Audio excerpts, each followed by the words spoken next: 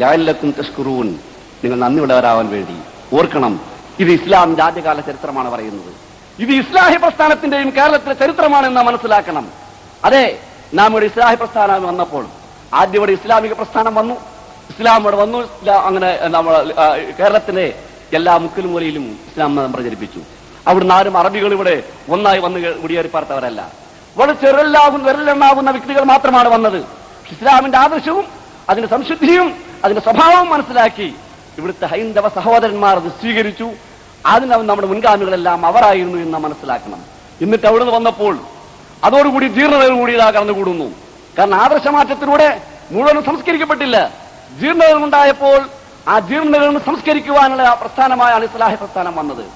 എന്തായിരുന്നു ഇസ്ലാഹി പ്രസ്ഥാനത്തിന്റെ ആദ്യ കാലഘട്ടം? ഇന്ന് നമുക്ക് എല്ലാ നിലക്കും നമ്മുടെ കയ്യിൽ സംഘടനാബലമുണ്ട്, സ്വാധീനങ്ങളുണ്ട്. ഇതുപോലത്തെ സമ്മേളനങ്ങൾ നടത്തുവാനും വലിയ വലിയ സമ്മേളനങ്ങൾ നടത്തുവാനും നമുക്ക് സാധിക്കുന്നുണ്ട്.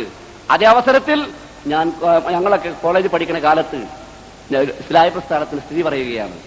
ഒരു മഞ്ചേരിക്കടുത്ത് ഒരു വ്യക്തി മരിച്ചു. അദ്ദേഹം ഇസ്ലാഹി പ്രസ്ഥാനത്തിലേക്ക് വന്നിരിക്കുന്നു. ഇസ്ലാഹി പ്രസ്ഥാനത്തിന് വന്ന് അദ്ദേഹം മുമ്പ് കുടിയോട്ടം മറ്റെല്ലാം നടത്തിയിരുന്ന ഒരു വ്യക്തിയാണ്. പക്ഷേ അദ്ദേഹത്തിന് മക്കൾ അറബി കോളേജിലൊക്കെ പഠിച്ചു കുറച്ച് പണ്ഡിതന്മാരായ കാര്യം മനസ്സിലാക്കിയപ്പോൾ അദ്ദേഹം നിർത്തി. ആ മൗലൂദും നാട്ടു മൗലൂദും റാത്തീബുകളൊക്കെ നിർത്തി. അദ്ദേഹം മരിച്ചപ്പോൾ ആ മയ്യത്ത് കൊണ്ടുപോയി പള്ളിയിലേക്ക് നിന്നപ്പോൾ പറയുന്നു, ഇവിടെ മറയാൻ പാടില്ല എന്ന്. ഒരു മയ്യത്ത് മറയാൻ പാടില്ല എന്ന്. നിസ്സഹായരായ അവർ ആ മയ്യത്ത് പള്ളിയിൽ വെച്ച് എന്ത് ചെയ്യും? തിരിച്ചു പോന്നു. മയ്യത്ത് പള്ളിയിൽ വെച്ച് തിരിച്ചു പോന്നു. നിങ്ങൾ നോക്കണം, ആ മയ്യത്ത് അങ്ങനെ തന്നെ എടുത്ത് വീട്ടിൽ കൊണ്ടുപോയി വന്ന് നോക്കുന്നു. ഇവിടുത്തെ ഇസ്ലാഹി പ്രസ്ഥാനത്തിന്റെ ദൗർബല്യം നമ്മൾ എത്രമാത്രം ദുർബലരായിരുന്നു മനസ്സിലാക്കാനാണ് ഞാൻ സംഭവം പറയുന്നത്. ആ മയ്യത്ത് എടുത്ത് അങ്ങനെ തന്നെ വീട്ടിലേക്ക് കൊണ്ടു നോക്കുന്നു. ദിവസങ്ങളോളം കഴിഞ്ഞു പോകുന്നു. ആ ജനാദ സംസ്കരിക്കാൻ നമുക്ക് സാധിക്കുന്നില്ല. അവസാനം അരീക്കോട്ടുന്ന മർഹൂം അബ്ദുസ്സലാം മൗലവിയും എല്ലാം ഇടപെട്ട് പോലീസ് സഹായത്തോടുകൂടി MSPയുടെ സഹായത്തോടു കൂടിയാണ് ദിവസങ്ങൾ കഴിഞ്ഞതിന് ശേഷം ആ മയ്യത്ത് സംസ്കരിച്ചത്. അതിനുശേഷം ഒരു കേസ് വരുന്നു. മുസ്ലിങ്ങളല്ലാത്തൊരു മയ്യത്ത്, മുസ്ലിം അല്ലാത്തൊരു മയ്യത്ത് മുസ്ലിം മറങ്ങളെ മറയുന്നിടത്ത് ഇതാ മറവ് ചെയ്തിരിക്കുന്നു എന്ന് കേസ്. ആ കേസിൽ 3-4 പ്രതികൾ, മുജാഹിദുകൾ, ജമാഅത്തുകാർ, ഖാദിയാനികൾ, ഇവരെല്ലാം കേസിലെ പ്രതികളാണ്. കാരണം ഇതിന് പിന്നിൽ ഇതെല്ലാം മുസ്ലിം അല്ല എന്ന് വരുത്തി തീർക്കണം. പക്ഷെ ആരും കേസ് വാദിക്കാനുണ്ടായില്ല. ഇസ്ലാഹി പ്രസ്ഥാനം മുജാഹിദുകൾ ആ കേസ് വാദിച്ചു.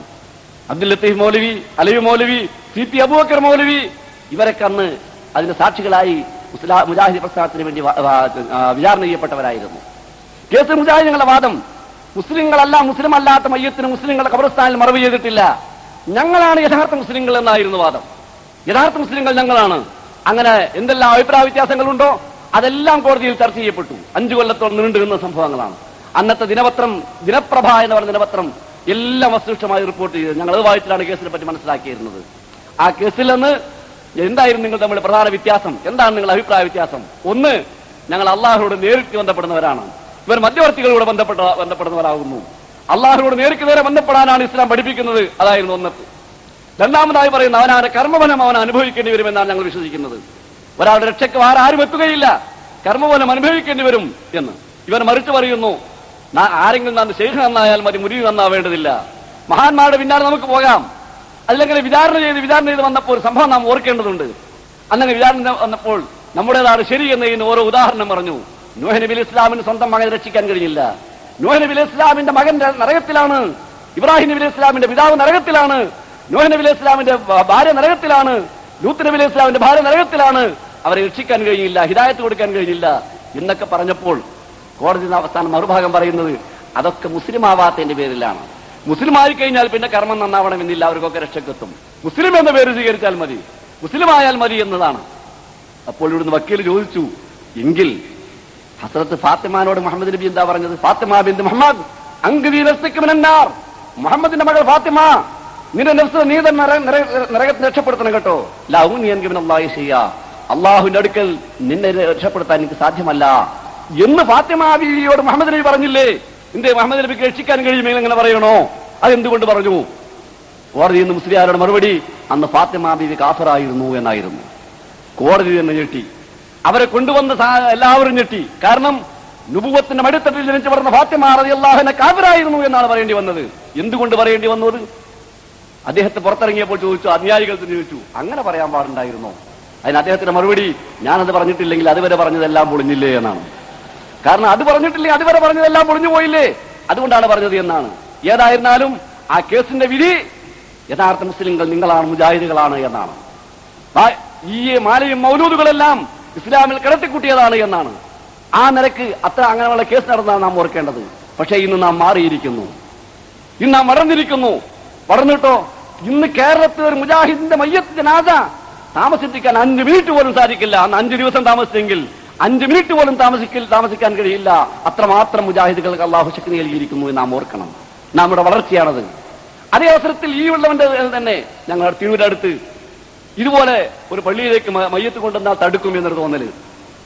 വേഗം വിവരറിയിച്ചു. ഞാൻ ജില്ലാ സെക്രട്ടറി, എനിക്ക് വിവരറിയിച്ചു എന്ത് ചെയ്യണം. അപ്പൊ കുറച്ച് ആളുകളൊക്കെ അവിടെ നിന്ന് കൊണ്ടാണ് തടുക്കുമെന്ന് നോക്കട്ടെ എന്ന് ഭയമുണ്ട്. പലയിടത്തുനിന്നൊക്കെ ആളൊക്കെ ചെന്നു. കാരണം അങ്ങനത്തെ ആ സാഹചര്യത്തിലാണ്. അവിടെ അതിന്റെ അടുത്ത പ്രദേശം വേറെ പ്രദേശം ഉണ്ടായിക്കൊണ്ടിരിക്കുകയാണ് നാം മനസ്സിലാക്കണം. ആ മയ്യത്ത് പള്ളിയിൽ കൊണ്ടുവന്ന അവസാനം ഖബർസ്ഥാൻ തടുക്കുന്നില്ല. ഞങ്ങളെ പള്ളിയിലേക്ക് മയ്യത്ത് നിസ്കരിക്കാൻ പാടില്ല, അത് ഓല പള്ളി പോയി നിസ്കരിച്ചോട്ടെ. മയ്യത്തുമായി ചെന്നപ്പോൾ പള്ളി പൂട്ടിപ്പോയിരിക്കുന്നു. സിയാക്കന്മാർ പള്ളി പൂട്ടിപ്പോയിരിക്കുകയാണ്. കാരണം ആ പള്ളിയിൽ വെച്ച് മയ്യത്ത് നിസ്കരിക്കാൻ പാടില്ല എന്ന്. പക്ഷെ കൂടെ ഉണ്ടായിരുന്ന ഒരു സുന്നി പ്രമുഖൻ, അദ്ദേഹം എന്തിനു പ്രാപ്തനാണ്.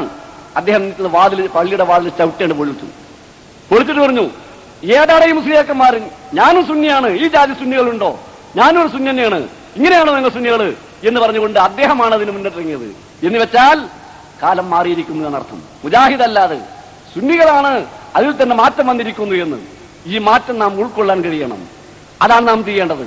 ഇങ്ങനൊരു അവസ്ഥയിൽ നാം ചെയ്യുമ്പോൾ ഇനി നാം മനസ്സിലാക്കേണ്ടത്, തുടർന്ന് ഒന്നുകൂടി അള്ളാഹു മുഅ്മിനീങ്ങളെ കുറിച്ച് പറയുന്നു, യാ അയ്യുഹല്ലദീന ആമനൂ ലാ തഖൂനുല്ലാഹ വറസൂല വതഖൂനു അമാനാതികും വഅൻതും തഅലമൂൻ.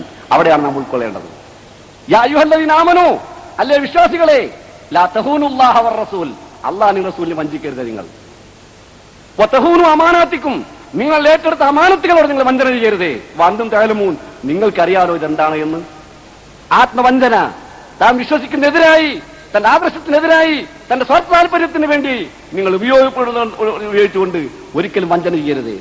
ലക്ഷ്യത്തിൽ നിന്ന് വിറ്റുമ്പോഴാണ് വഞ്ചന എന്ന് പറയുന്ന നാം മനസ്സിലാക്കണം. ഏതൊരു ലക്ഷ്യത്തിന് ഉപയോഗിക്കുന്നുവോ ആ ലക്ഷ്യം മാറിയാൽ അത് വഞ്ചനയാണ്. ഒരു ഉദാഹരണം പറഞ്ഞാൽ വേഗം മനസ്സിലാകും.